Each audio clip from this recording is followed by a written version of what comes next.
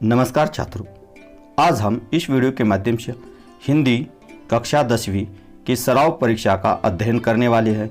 यह परीक्षा 30 अंक पर आधारित है और इसके लिए समय है 1 घंटा।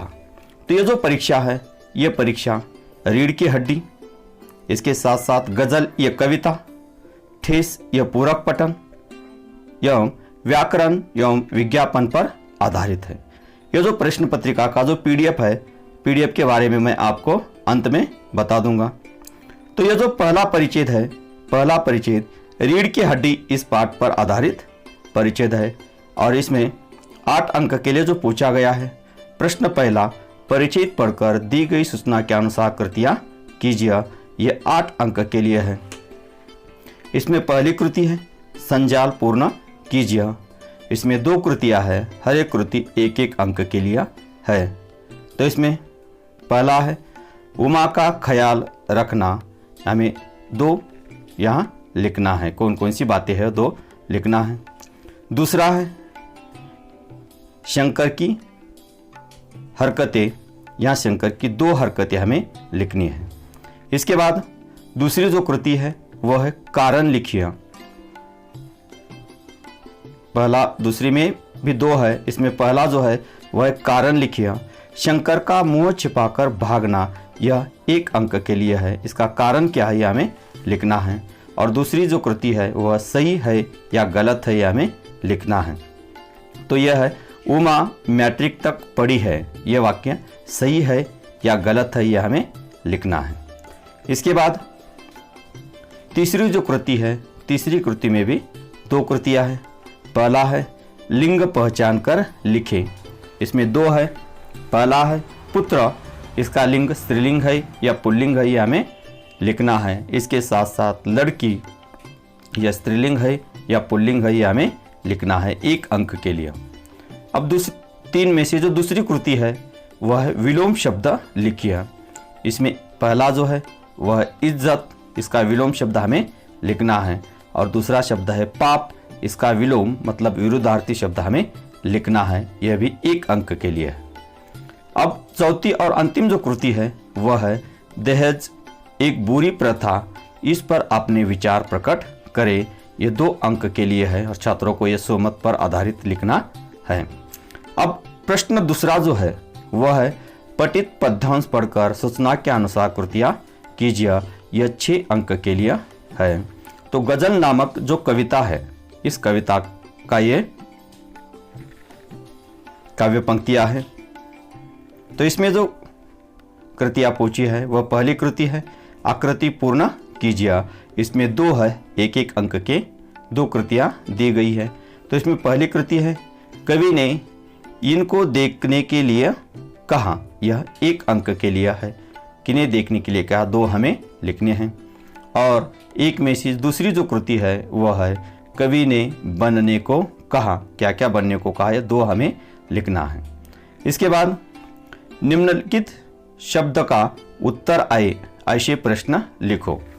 हमें ऐसे प्रश्न तैयार करने हैं जिसके उत्तर ये शब्द आए।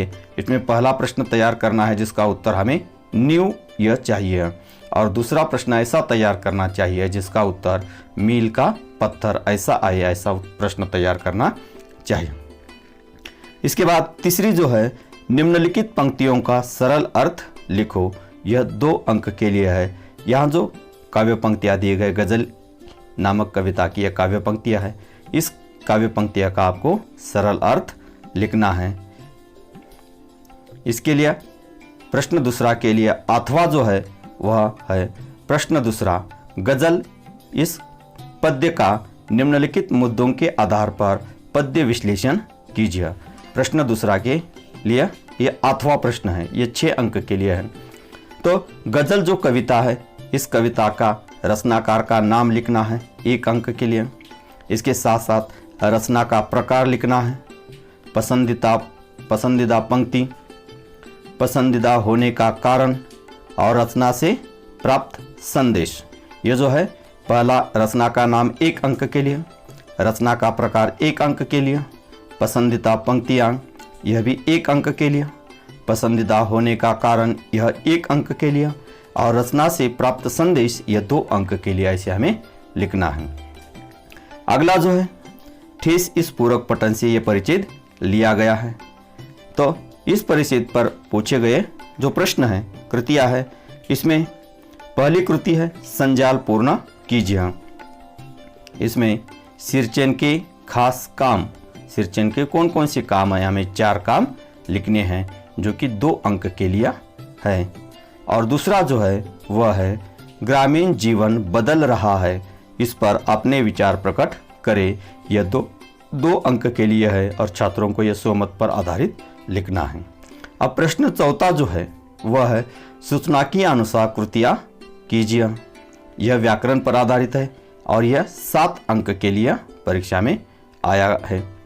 तो पहला है सिरचन को लोग चटोर भी समझते हैं। तो ये जो चटोर शब्द है, इस शब्द का शब्द भेद हमें पहचानना है, संज्ञा है, सर्वनाम है या विशेषण है, यह हमें लिखना है। अब दूसरा जो है सिर्फ इन शब्द का वाक्य में प्रयोग करें। सिर्फ ये जो शब्द है, इस शब्द का हमें वाक्य में प्रयोग करना है, यह भी 1 अंक के लिए है। अब तीसरी जो कृति है मंजली भाभी अपने कमरे में बैठकर रोने लगी, यह जो है सहायक क्रिया हमें लिखनी है, यह भी 1 अंक के लिए है। चौथी कृति है देना, इस शब्द का प्रेरणार्थक रूप हमें लिखना है। देना इस शब्द का प्रथम तथा द्वितीय प्रेरणार्थक रूप हमें लिखना है, यह भी 1 अंक के लिए है। 5वीं कृति है लोग उसको बेकार ही नहीं बेगारा समझते हैं, सही विराम चिन्ह का यहाँ प्रयोग हमें करना है, 1 अंक के लिए प्रश्न है। 6ठी कृति है मानो को ससुराल पहुंचाने में ही जा रहा था, यह वाक्य हमें अपूर्ण भविष्य काल में इसका परिवर्तन करना है, यह भी 1 अंक के लिए है। और 7वीं जो कृति है व्याकरण की आखिरी, यह ठेस लगना, इस मुहावरे का अर्थ लिखकर वाक्य में प्रयोग करे, यह भी 1 अंक के लिए है। इसके बाद 5वीं जो कृति है वह है विज्ञापन, निम्नलिखित मुद्दों के आधार पर विज्ञापन तैयार कीजिए, उपयोजित लेखन विज्ञापन पर आधारित है, यह 5 अंक के लिए है। छात्रों को सूचना है कि यह जो प्रश्न पत्रिका है, इस प्रश्न पत्रिका का PDF मैंने डिस्क्रिप्शन बॉक्स में लिंक दी गई है, उस पर जाकर आप PDF डाउनलोड कर सकते हैं। तो ये जो विज्ञापन है, विज्ञापन इन मुद्दों के आधार पर हमें विज्ञापन तैयार करना है।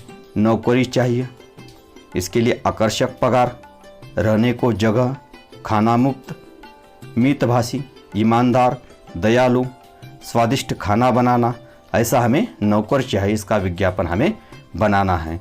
तो इस प्रकार आज हमने रीढ़ की हड्डी, गज़ल, ठेस, व्याकरण और विज्ञापन, इस पर 30 अंक की परीक्षा का अध्ययन कर लिया है।